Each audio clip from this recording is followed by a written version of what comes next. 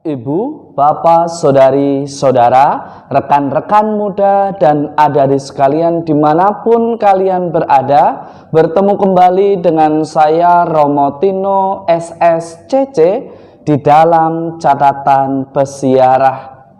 Di dalam perjalanan kehidupan sebagai orang beriman, perlu untuk kita sadari bahwa waktu dan situasi tentu menjadi faktor yang menjadi salah satu penyebab kita mungkin berubah arah dari apa yang menjadi impian kita.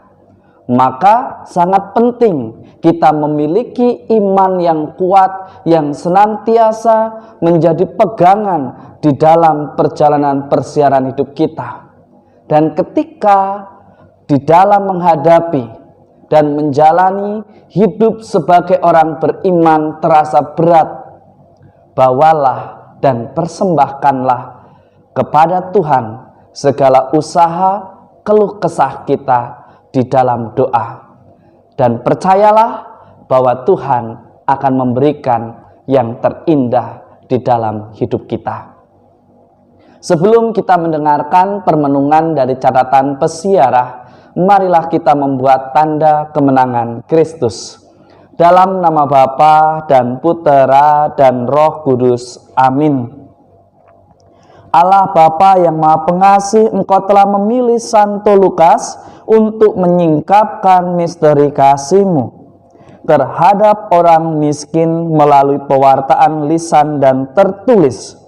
Perkenankanlah kami yang bermegah atas nama-Mu tetap sehati sejiwa, dan perkenankanlah semua bangsa melihat penyelamatanmu di dalam persiaran hidup kami, dalam menjadikan diri kami bukti nyata akan kasih-Mu.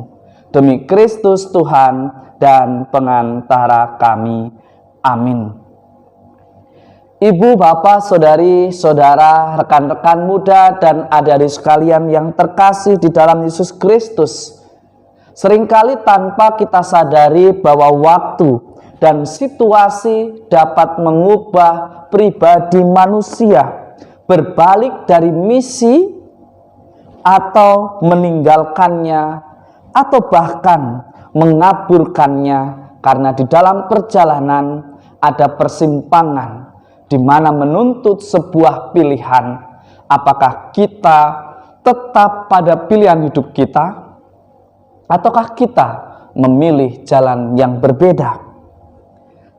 Surat Rasul Paulus kepada Timotius mengingatkan Anda, saya, serta kita semua sebagai orang beriman agar kita senantiasa menyadari bahwa kita adalah pribadi yang lemah. Maka dibutuhkan keteguhan iman dan sikap waspada.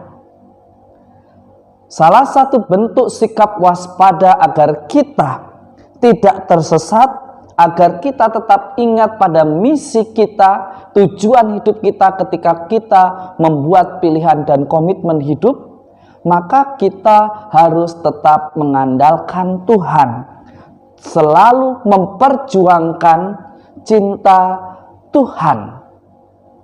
Kalau kita memperjuangkan untuk cinta seseorang atau sesama kita, seringkali yang kita jumpai adalah rasa kecewa, sakit hati, karena mereka yang kita cintai, yang kita anggap sebagai sahabat kita, yang kita anggap sebagai rekan komunitas kita, yang kita anggap sebagai teman sekantor atau satu tempat kerja dengan kita, seringkali di tengah-tengah perjalanan, karena kelemahan sebagai manusia, Anda, saya, serta kita semua akhirnya menjadi sakit hati.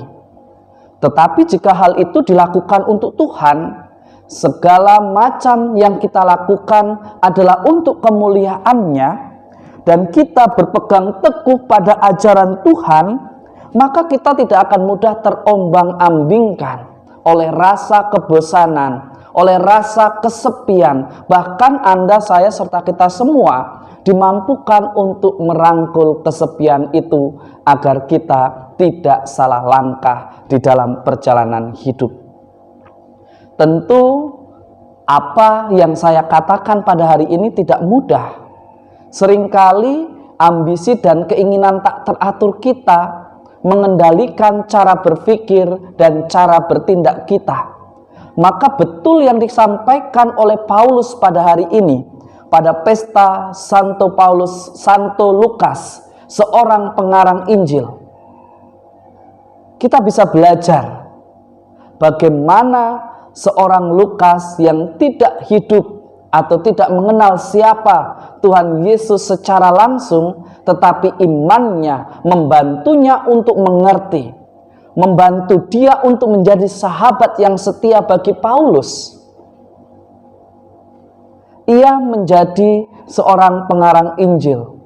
Dia dijuluki sebagai seorang tabib, dan kita melihat lambangnya adalah seekor lembu. Kelembutannya dan ketajamannya di dalam menuliskan refleksi membuatnya semakin dekat dengan Tuhan, membuatnya dari hari ke hari semakin dikuatkan. Meskipun teman-temannya pada waktu itu mulai menghilang satu persatu, tetapi Lukas tetap setia mengikuti Paulus dan juga rasul-rasul Yesus. Hingga akhirnya ia menuliskan sebuah kisah, sebuah tulisan yang diilhami oleh Roh Kudus yang sungguh berbicara dan dekat dengan kita tentang kerajaan Allah.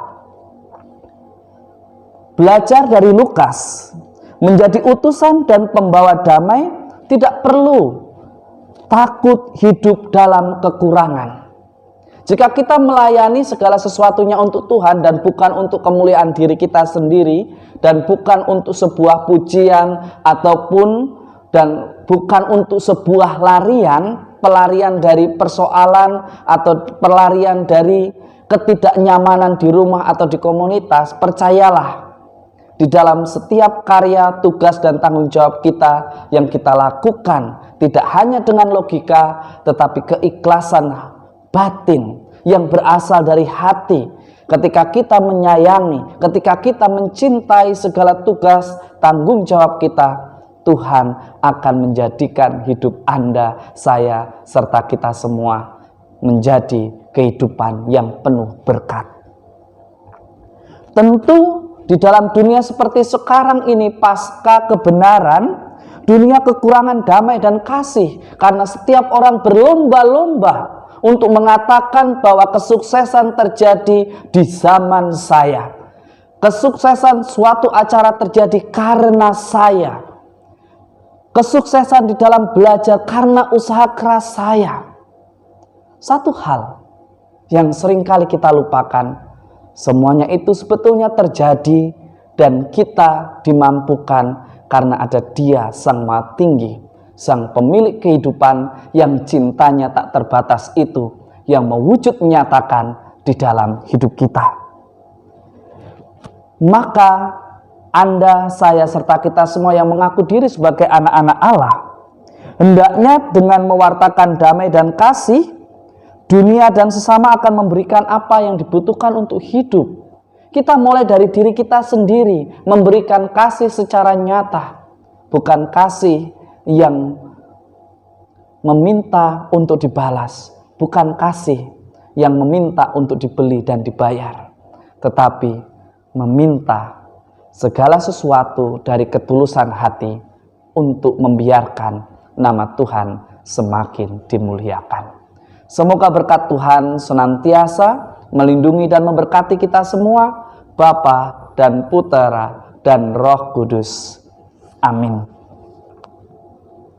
Santo Lukas faktanya tidak pernah bertemu secara pribadi dengan Yesus. Namun ia percaya kepada Yesus lewat kesaksiannya, dan imannya memampukan dia untuk menuliskan firman-Nya yang sungguh dekat dengan kita. Beranikah kita untuk senantiasa berefleksi, menemukan kasih Allah, dan melihat apa yang sebetulnya Tuhan rencanakan di dalam hidup kita. Jangan biarkan ambisimu, ambisiku, dan ambisi kita semua menutup mata hati kita untuk melihat apa yang Tuhan kehendaki atas hidup kita. Selamat beraktivitas, Tuhan memberkati. Amin.